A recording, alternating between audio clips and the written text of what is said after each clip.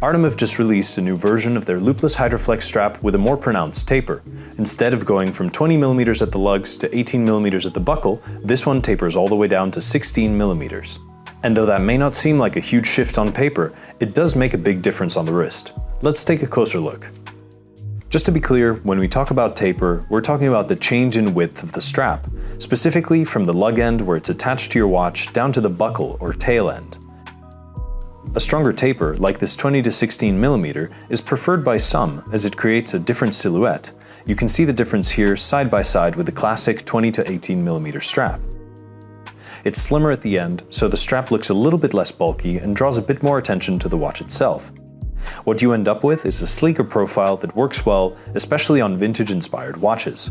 It sits well on the wrist and reduces some of that visual bulk, especially near the buckle. It doesn't really change how the watch wears in any major way, but the whole thing does feel a little bit more balanced and refined, especially on smaller wrists.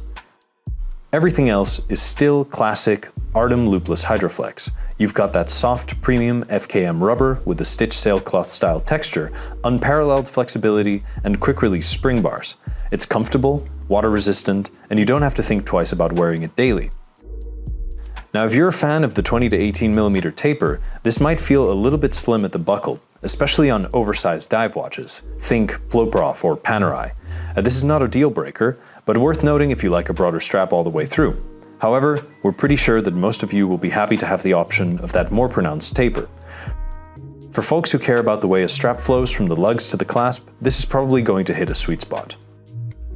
So yeah, it's a pretty straightforward change. It's just the same great Loop-Less Hydroflex strap, just with a little bit more taper. It's not a radical change, but it is great to have the extra choice. And honestly, in the world of watch straps, this kind of subtle refinement does go a long way.